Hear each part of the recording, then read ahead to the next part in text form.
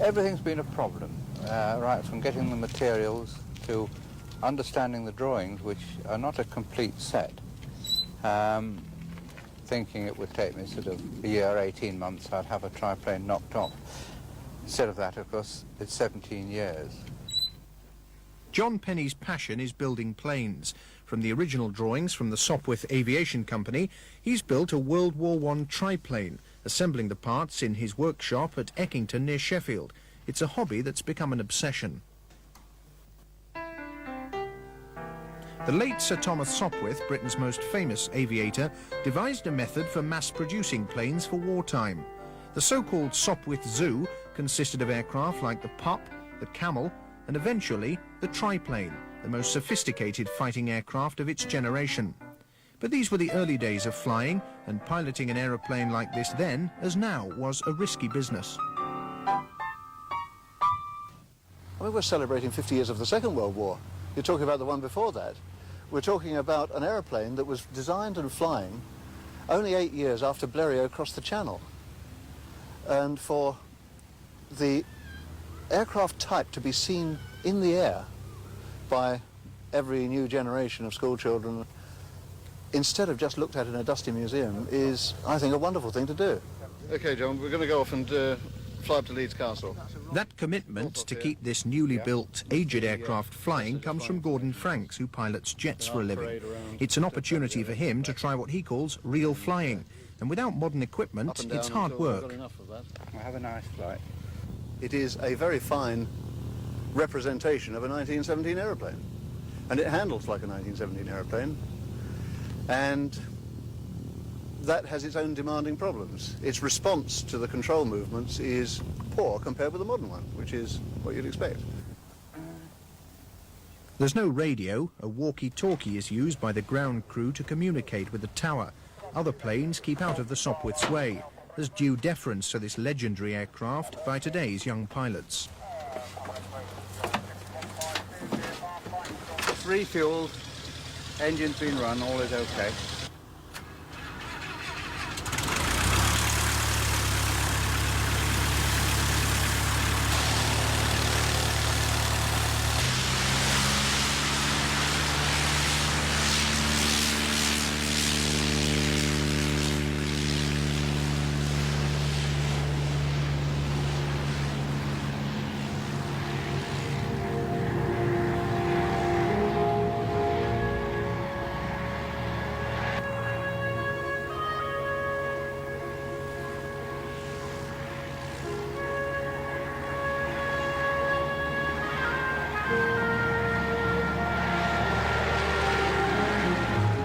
The aircraft is basically unstable. Any little turbulence and gustiness moves it about, which requires control movements to put it back. The controls designed in 1916 and 1917 were not smooth and balanced as they are on a modern aircraft. They are very hard work. It's a very physical airplane, and you're doing this all the time.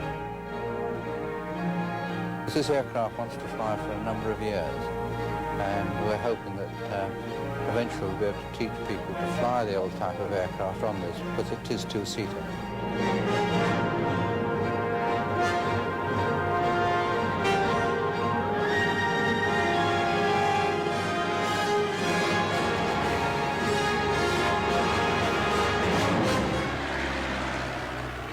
It's been in the air for an hour, its second longest flight. Pilot Gordon Franks has to land the triplane across the airfield's normal runway because the wind's so unpredictable. The plane's now flown enough hours to qualify for a full Civil Aviation Authority licence.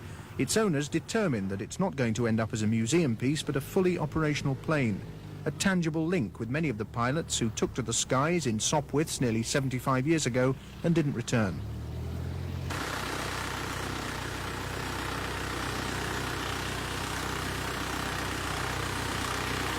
Shifting around so much, and in the end I need the big wide open spaces of our World War I landing field over there. You're not kept within the markers there. Oh, no way.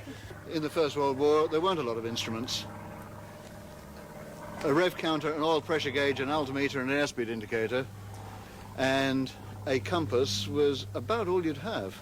What about the young men who got into aeroplanes like that and flew Well, them? it was murderous, really. A lot of them only had sort of 20 or 30 hours flying experience. And even now, I'm a pilot who's been flying for 40 odd years. And I don't really want to get in and fly it again. These young lads used to get in where ignorance was bliss and go off and flight. And no end of them must have lost their lives just purely through ignorance, really. Every generation should have a chance to see things airborne rather than just stuck in a museum. And I suppose that's one of the reasons I fly it, to make my little contribution to that.